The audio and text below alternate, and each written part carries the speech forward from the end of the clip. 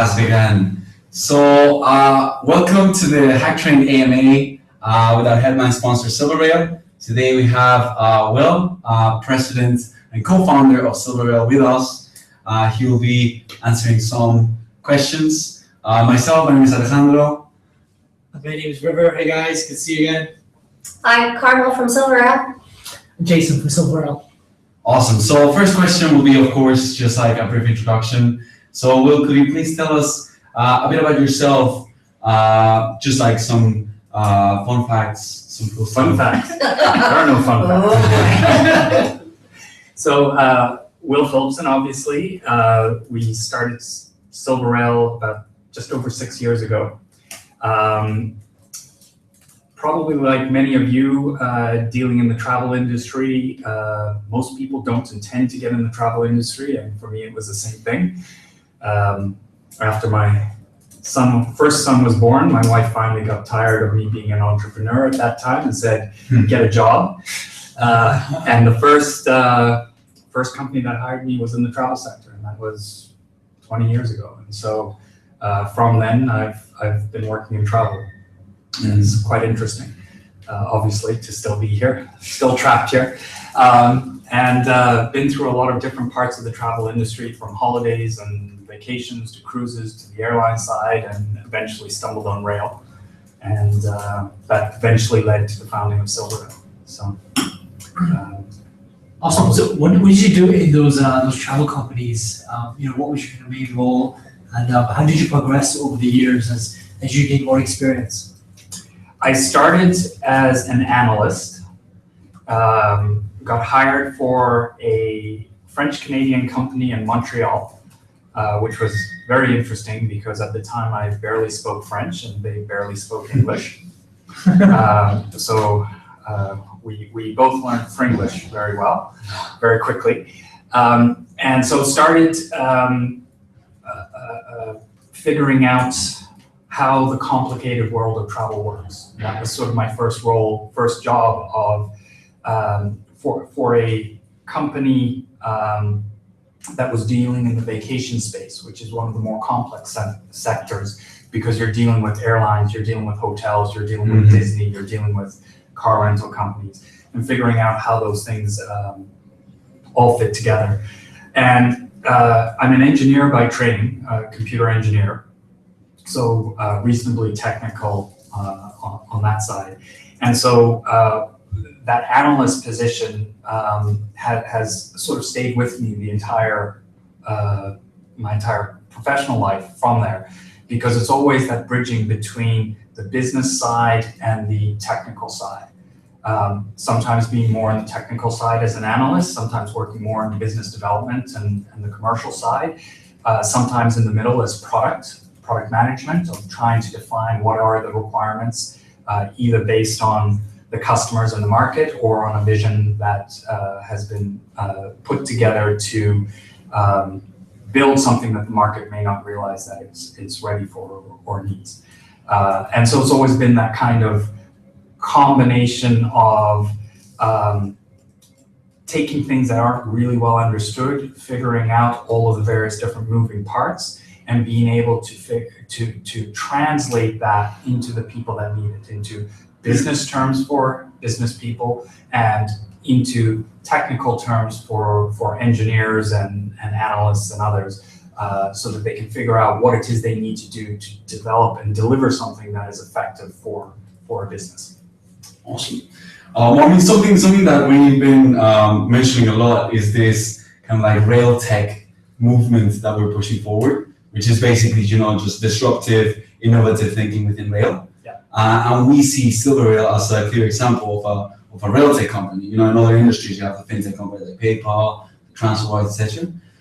So we're very curious to know a bit also of what led you to SilverRail in terms of with you and your co-founder, Aaron. What sparked that idea and what led you to create this tech startup that had been expanded into this? Cool. Well, first, thank you. We appreciate the perspective. So I think something that Aaron says fairly often is we like solving complicated problems.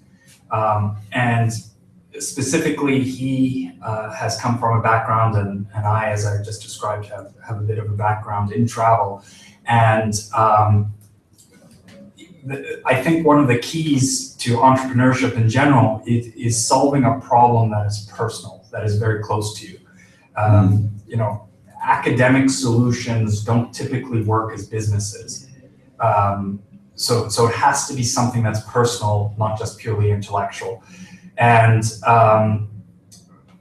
the reason we got to solving, or not solving, but creating SilverRail was the realization that rail was an overlooked mode of transport for many years, since essentially before World War II or around World War II to recently, rail has more or less been in decline. In the last decade or two, it's been resurgent. But you know, peak ridership in the UK, for example, was in the 50s until about five or so years ago. So rail was a key mode of transportation. World War II happened. In the United States, it was the leading country in high-speed rail before World War II. And then the Eisenhower administration, sorry, I'm boring you with useful facts, but came up with this great idea of a way to allow evacuation of major cities in case of nuclear holocaust. And so they created the interstate highway system. Fast forward, stupidest idea ever, but that was the idea. And that was an official, in the United States, for example, move away from rail. And so that happened in almost every country until the advent of high-speed rail. All of this innovation in cars, in highways, in airplane, all these other modes has been happening over the last half a century. And so we got to see rail about 7 years ago, looking at it and seeing that there were some changes going on. The EU was moving towards liberalization within the common market, driving huge investment in the rail space, particularly high speed. They saw it as incredibly efficient way of moving lots of people that needed to be able to get between cities because of commerce, as they were opening up the borders and opening up free trade within Europe, essentially, as well as all of the spin-out effects of better environment and things like that. And what we noticed, having come from myself from ITA Software and previously both Aaron and I at National Leisure Group, was that all of the technology that we had been building, all of the solutions that we had been providing into the marketplace to make it simple for somebody to buy something, for somebody to go and use a holiday, a cruise, an airline ticket, didn't exist in rail. The first time I tried to book a ticket, wasn't possible. I called a friend who worked at Rail Europe 9 years ago, and said, can you get me these things? It was just too complicated. And what we saw is that convergence in the marketplace of the supply picking up, the inability of supply to generate demand or interact with the demand, and our experience of having done this in other parts of the travel industry drove us to develop a real passion about, geez, we can solve a real problem here. We can make this easy so that I can get on a train and go somewhere. And I personally and Aaron personally were interested in doing that and passionate about solving that problem. And so as we looked through that and did the research, that's how we started building the business case, was around this vision of making it easy for travel, for us to be able to travel. Long-winded answer, so. No, it's fine. It's good. It's good. Can you explain a little bit about energy and how you did this on cruise? Cruise. Okay. So, sorry. That's fine. Somebody who's heard the story before. So, what Carmel was just suggesting is one of the corollaries is we did a lot of this at NLG. NLG was a company called National Leisure Group in Boston, and that's where I met Aaron a few too many years ago. And NLG was one of the largest and subsequently became the largest seller of cruise vacations in the world. So about 20% or 30% of all cruises sold go through one of NLG's brands. And essentially, when NLG started on this project around 2000, all cruises were sold through travel agents offline.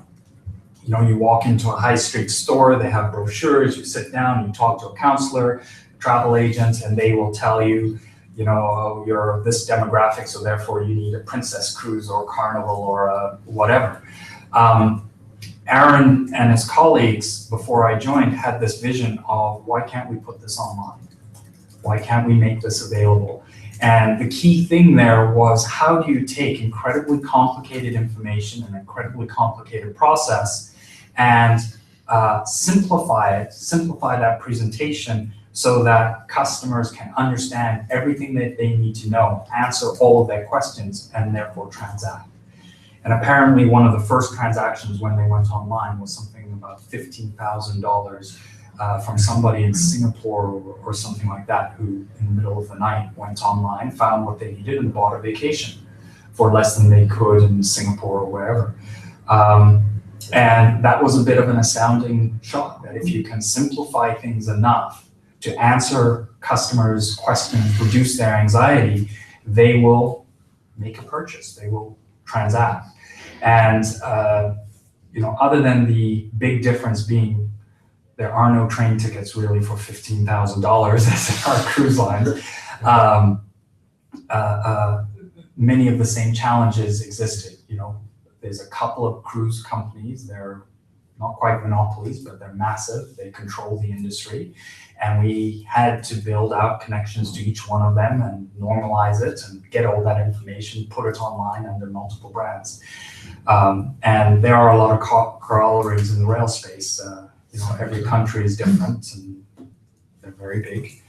They're very staid in their ways, and we're trying to come in and change it and arguably democratize the access to that information. That's a very good answer. I mean, we have two questions that can follow up for that. One was, what was the biggest technical challenge that you kind of faced when doing this? So when first building out the platform, and really, you know, making it, you know, a democratized kind of platform for everyone to use, what was the biggest kind of, like, you know, software related or infrastructure related challenge that you faced? So,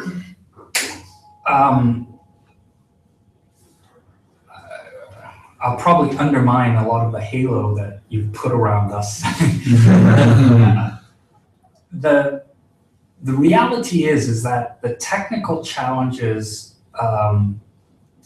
are not that great from the perspective of, you know, we're not doing something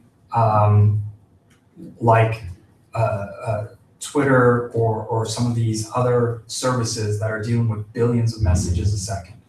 We're not doing yet massive scalability on the range of what Facebook or Google searches is doing. We're definitely not building nuclear reactors, control software that cannot do anything wrong. So technically, we're fairly modest in what we're doing. The challenges have been around how to manage the development and innovation process, as well as the external challenges of dealing with a very hard to penetrate industry. And I think by and large, those are probably the majority of what people will run into in terms of challenges, particularly where you're changing an industry a lot. You know, the analogy is always, you know, Apple's never the first to do anything, and maybe not even technically superior in what it does a lot of the time. But what it does do is it figures out how to make it compelling to the user, compelling to the end user. And sometimes dealing with very staid industries, music, video, things like that. So for us, the challenge has always been balancing how much do we build based on what we know versus what we think is the future. Sort of the classic agile question of dealing with only what we know with that's right in front of us for this sprint or this development cycle, versus planning out the architecture for a future with multiple railways and expecting everything to fall within our plans. And the trade-off there is always quite significant, right? Is on the one hand, we're really an enterprise software company. We don't have our own consumer brand in the market at this point in time. And enterprise software needs a certain amount of stability. Well, how do you do that if you don't know what the content is you're connecting to next month, and they may introduce something that requires a new API? That's a very challenging approach. So it's that sort of back and forth of don't plan too much for the future, but plan enough that you can provide stability. So convoluted answer again. I'm going to dig a little bit deeper on this one, actually. Yeah.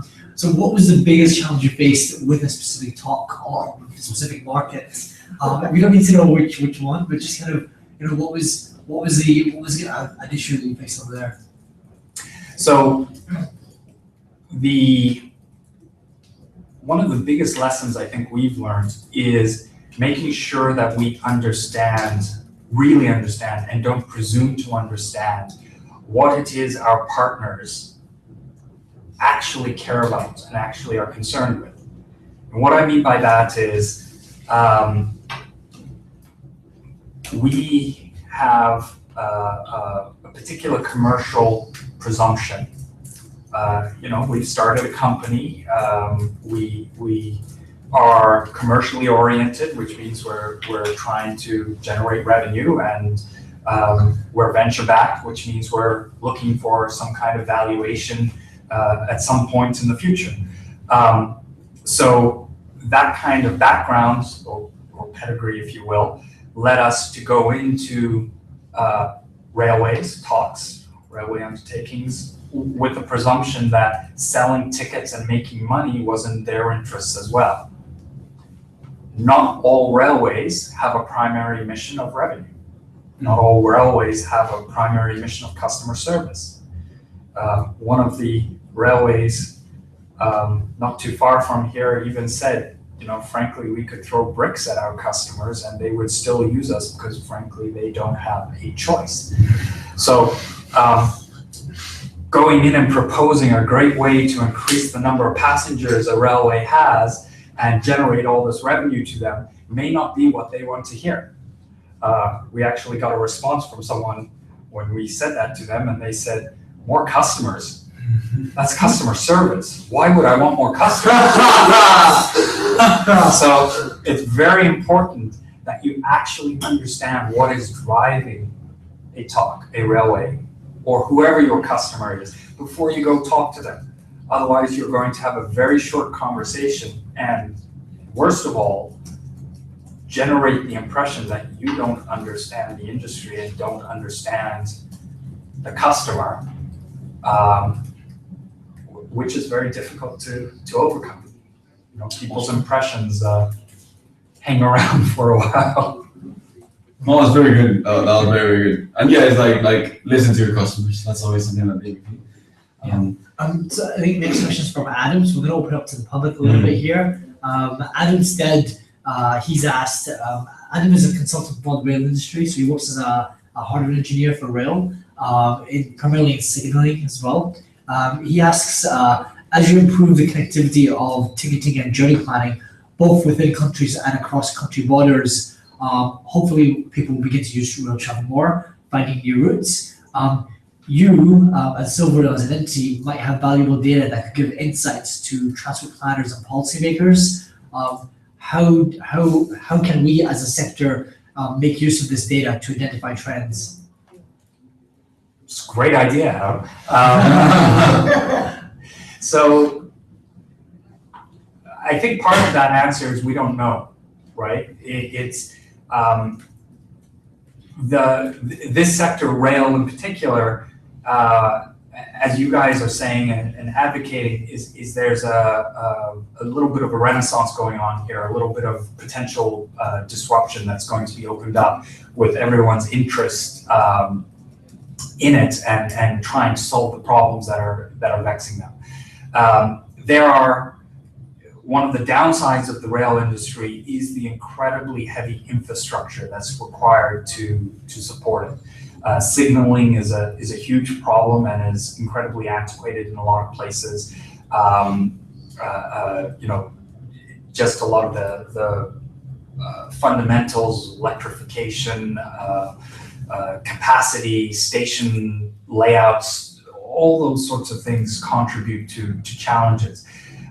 What I think is really interesting that the hackathon demonstrated and other people getting into this marketplace are illustrating is how to transcend some of those limitations instead of trying to evolve to new signaling and seeing what we can get there, but starting to use things, whether it be crowdsourced information from people with cell phones and starting to build communities and start sharing information, can open up a lot of things there that people will figure out new ways of dealing with that information, which I think will be very interesting. What I think will be very important is how we build a collaborative community that works with the railway industry and starts demonstrating and proving to the managers and leaders within the industry of how we can help them. Some of the ideas of, are the current train schedules the right schedules? Can we re-optimize routings and schedules and platform usage and things like that? Right now, that is a very, very intelligent, very smart, capable person sitting in a dimly lit room with computers and sheets on walls and string and all sorts of new and old methods. I'm sure there are people who are going to start looking at the big data and saying, if we flip these trains because people are transferring here, you can cut out, 5 minutes of wait time or bring trains closer together and all sorts of things like that, which just aren't readily apparent because you don't know where the passengers are, right? And I think that's one of the biggest challenges that the industry has, is the planners often don't know as much as the station masters and guards on platforms. And big data and being able to track individuals will open up a whole new world of information and insight here. And that will start to become very interesting. What SilverRail is interested in and looking at is we do have the journey planning side of things. We do have ticketing. We're interested in trying to close that loop, understanding what people are actually traveling on versus what they bought their tickets for, and why are there differences. And how does that relate back to the journey planning? And could we use some of that information, whether it be people are trying to look for this, but are booking that and traveling on something else? Why is that happening? Can we make that more efficient? Can we feed that information back to change the schedules to make things better? Can we help people pick the right things so that they can travel what they intended? And some of that goes back to the infrastructure managers and schedulers and stuff like that. And some of that is how to provide better information to the consumers so that they know what their options are and what works. Awesome. Oh, very cool. That's very fun. I think this question from Sam Lee, who's watching right now, will follow up very well with what you mentioned. So his question is, does SilverRail have any desire to provide better integration with other sectors? He means also apps, i.e. hotel booking, Airbnbs, Uber, etc., etc. And what kind of industry or specific sector is most interesting for you? So on the broader context, this is the age-old question, right? Is as an entrepreneur, how much do you focus? Yeah, that is a good one. And particularly for us, where we come from a background where, frankly, we built a hotel inventory system and pricing system. We built a car rental pricing system. Heck, we even built a system to manage Disney tickets and Universal Studios and stuff like that, as well as connections out to each of the car rental agencies and connections into various different hotel switches. So we know that side of the world a little too well. And there's a lot of revenue in hotel compared to train. And it's very easy for us to say, well, if we just added this, we could target a new customer segment or get additional revenue for our own potential consumer efforts or B2B or whatever it is. But it always comes back to focus. What is it that we're trying to do? What is it should we do? And I'm not sure what the correct answer is, but you've got to understand what it is that you're trying to do and what you're trying to accomplish and be clear about it. And if you're not clear about what it is that if it's not within that clarity of what you're trying to accomplish, then you shouldn't do it. Find partners, find collaborators, find consortia to work with. Be the best, or attempt to be the best that there is, if not that you can be, in whatever particular focus or sector that you're doing. So at the moment, because things can always change, but at the moment, our focus is primarily on rail and secondarily on intra-urban transport.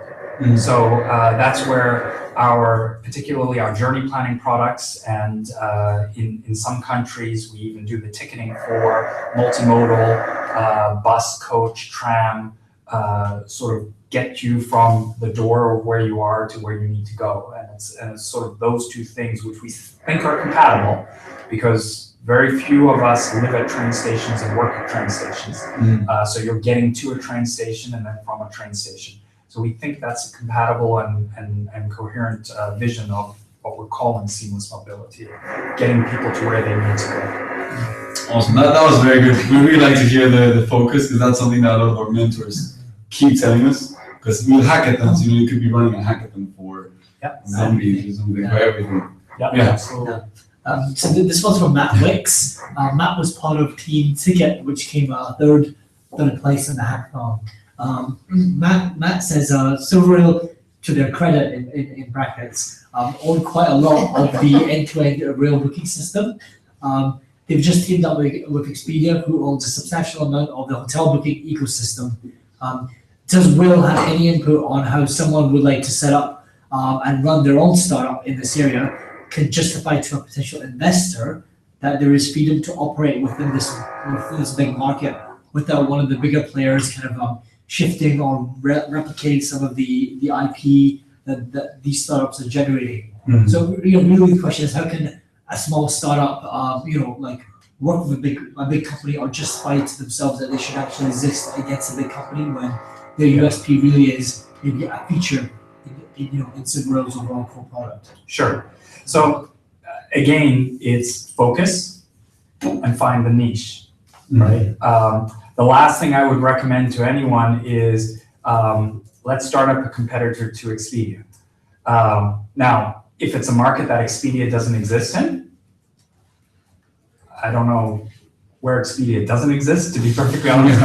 If they don't, then that might be a perfectly good answer. You see competitors to Uber all over the place, mostly in countries where Uber isn't. BlaBlaCar, for example, has competitors all over. They typically go in and buy them in the country. They bought one in Russia. They bought one in Spain, I believe, Brazil, when they tried to launch. Trying to replicate somebody that's in the market, unless you have something that is going to be wildly better, much better, or is focused on a particular niche that the incumbents aren't focused on, you shouldn't be doing that. It's essentially, I would recommend people not try and spend their energies on a Me-Too product. So, Expedia does control a lot of the hotel market, but let's be honest, they're not the biggest in the hotel market. Booking.com is, right? Where does Expedia have hotels? Are there markets that Expedia doesn't have hotels? And I'm not talking about the UK versus not the UK. There's places in the UK, Expedia doesn't have hotels. Is there markets for smaller towns and villages? Is that something that's interesting? Can that be combined with rail in a way that Expedia won't be doing it? That is interesting. And there's lots of those sort of examples. Expedia doesn't do tours, you know, the whiskey tour or something like that. At least I don't believe they do that yet. Is there, though, you know, there's lots of sort of niches that you can come up with that likely have a very compelling and interesting business model that use rail or hotel or combinations amongst other things. And that's really it. It goes back again to what is the problem that is personal to you that you can be passionate about solving. And if it's about flying to Barcelona to stay in a hotel, I would really question why you think you can do better than Expedia. What is it? If you really can do better than Expedia, then great. Yeah. Otherwise, find something that you can't just put your credit card down. Yeah. I think to add to that as well is, you know, it's not just about what is the end service that you're supplying to the person, or to the customer, but also what's the journey or what's the process of that service. So, you know, one thing that springs to mind right away is Airbnb. It does the exact same thing Expedia does to a certain extent, in the sense of it allows people to book hotels or rooms in other cities. But the way that Airbnb does it is obviously is through the crowd, by connecting two people together. So, you know, that can be a viable business model, but it's just making sure you're not replicating, like Will said, just an exact V2 that is a carbon copy. Right. And if you do that niche or that variation well enough, you know, assuming that's what you want, one of these big guys will buy you, right? Expedia just bought Airbnb's competitor, HomeAway, for, what was it, a couple $1 billion? Wow. Yeah, $1 billion, you that's know, huge. It's huge. Sorry, guys. Yeah, we just told them it's a woodpecker. Big woodpecker. Yeah, I think as a good follow-up for that is something that doesn't actually really exist as much, or we haven't seen in the railway industry, which is basically the support for tech startups that exist in other industries. You know, they might have, it might be the case that a company offers a service for corporates, but they might also offer a specific package for startups to get them started and allow them to kind of like grow initially. So Technoy asks us the question of, tell us more about like the actual SilverRail plan and whether you guys have plans or you actually currently have one for like just startups.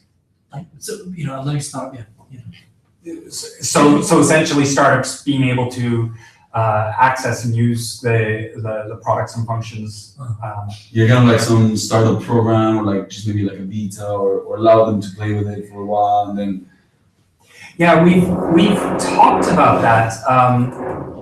We go back and forth. So some of our journey planning products we've made available in the past to people to essentially before they get to production, be able to access them and use them and things like that. Mm-hmm.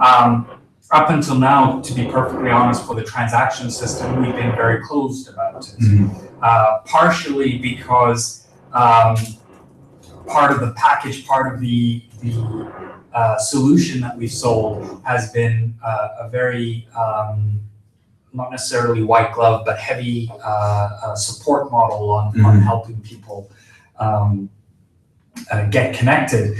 And a large part of that is because we're still working on simplifying the complexity of this industry. Even though our API is designed to be a single API that people can connect to once and access content from all over, invariably you get the questions of, but why is this content acting differently than that content? So the semantics of how you describe the content are exactly the same, but the content itself is different. And that's because, you know, the Spanish railway works differently from the German railway, which works differently from the UK, which works differently from the US. And it takes a lot of explanation and handholding. it's probably something that we should be looking at and opening up to a broader market. We have been, as our documentation and our support tools grow, we have been looking at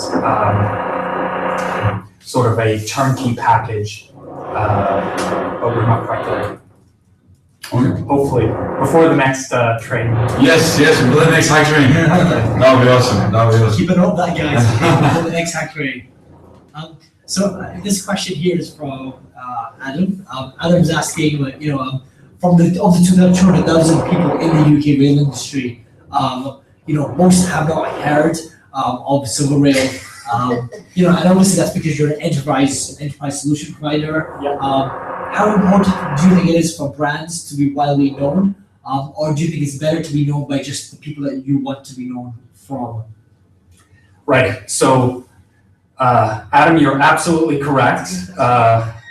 We've been surprised, even going into some train operators' management teams, and then going, who? So we don't like to say it, but we apparently are one of the best kept secrets in the rail industry. And that's really tough. So as a startup, which is getting increasingly difficult to say 6 years and 200 people on, but as a startup, one of the questions has been is how much do we spend on marketing? How much do we spend promoting ourselves versus our original thesis, which was the quality of our product will sell itself, will market it. And I think, frankly, our opinion is changing that we do need to do more marketing and promotion, and that's why, we got involved with HackTrain and that side of things, which has been great for us. So back to Adam's question, it's really important that people know you within your target market and the environment around it. It is very different for an enterprise organization versus a consumer organization to who that audience and who your customer base is. So for example, I would not expect nor necessarily want you guys to be able to walk down the street to Euston Station or something like that and say, hey, do you know SilverRail, to some random passerby? And they go, oh yeah, them. Even if it's positive, because end consumers shouldn't need to know about us as an enterprise organization. But I would really expect that not only the management teams and the operating staff dealing with sales, distribution, marketing know about SilverRail, but the people that they go to and talk to should be able to go, I've heard about SilverRail and I've heard great things about SilverRail. And that's something that we are, as a company, beefing up and starting to work on and starting to try and expose ourselves into that industry much more in the UK and outside of the UK. For a consumer organization, it's just as important. You've got to, you want that word of mouth, that viral connection to start happening, that people start talking about you and come to. The one thing, particularly as a startup, that is really important is reputation. So that is critical. You need to make sure that everything that you're doing, and this is the argument for potentially going slower than you would necessarily, is you want to really do things well. You want people to talk about you extremely positively, because most startups don't have massive marketing budgets, and counteracting negative opinion and negative press is very difficult. And for the sake internally of your team and your co-founders and things like that, having people talk positively about you is tremendously motivating. So it's a little bit of a confused answer, but ultimately you need your customers to know, and your potential customers and the people that they go to for advice to know about you. And most importantly, that opinion needs to be positive. That's a really, really good point. Awesome. That was very good. I think With 15 minutes left, guys, so get questions ready. Yes, keep asking. Lightning round, I'll go faster. Awesome. Give him a lightning word. Okay, we'll put a timer. So this question is from Kim. And she's asking if our service was suitable to be bought / incorporated into a larger product, like for example, booking system or just a company, how best should we present our service? So then again, going to the question that Adam asked, as a startup, how will you present the product so that they don't just go like, well, you know what, that's nice, I'm just gonna go build it myself, and I'm getting a good deal. So how could a startup sell to you or how could you become, a reseller of the startup's tools within SilverRail's products? So probably none of you will get this, but you can Google it and find it on YouTube. There was an advert, I think played here in the UK and in America definitely a couple decades ago. And Before you were born. That's what I've heard, right? It was about a shaving company, some kind of electric razor, and the guy was, I liked it so much I bought the company, right? And so if you look at SilverRail, we've made 2 acquisitions in the past. One of them was the UK Rail Journey Planner and the team based in Brisbane and here in London. That is the journey planning and pricing engine behind National Rail Inquiries, behind Trainline, and most of the other online vendors of tickets. And before we bought them, we were a customer of theirs. The second acquisition we did was in Sweden, the national carrier, SJ, divested its IT systems, its reservation, inventory, things like that. We connected to them. We were selling Swedish rail product before we acquired them. So the short and long of it is we got to know these targets, these organizations, these pools of talent and products really well before we acquired them. And I think that's the best thing is make your product interesting, make it indispensable, make it valuable. That will lead to conversations of how can we increase the synergies, how can we take you out of the way of our competition or whatever the right conversation is. Because knocking on the door saying, hey, are you interested in buying this is almost synonymous with, hey, I need to sell this, and it doesn't put you in a strong position. So from an entrepreneur to an entrepreneur, you want people to want you. And it's a song, isn't it? And the same meaning. Yeah, exactly. It is in a way though, you need to produce something that is compelling enough that people want you. And that will naturally lead, if it's a good fit, if there are synergies, that having you as part of the family is going to produce better results overall and better opportunities in the marketplace than if you weren't. And I think that's what you see when Google or Apple or Facebook or any of these guys does an acquisition, is because they see that value in having that entity or that product or that service either part of the suite that they're offering or off the market so that a competitor can't buy them. And it's similar for us, where we've seen value and they've become available. We've said, geez, this is something that's very valuable. We know it's valuable because we use it ourselves, that we want it to be part of the family and part of the offering. So much for quick answers. That was good. Good answer. Yeah, hopefully that answers your point, Ken, as well. So I guess finally, as we begin to wrap up, we have some train hackers watching. This video is going to be published live for other people to watch afterwards as well. If there was any advice you could give to a young entrepreneur, that they're in their early 20s, mid 20s, that want to be in the rail industry, what would that advice be from your perspective, Will?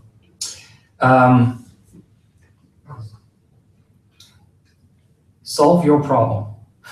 Really, it's if you live in London and you commute, go to school, work, whatever it is in London,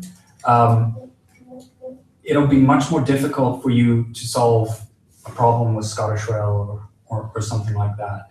So really think about solving the thing that vexes you, that you deal with day in, day out.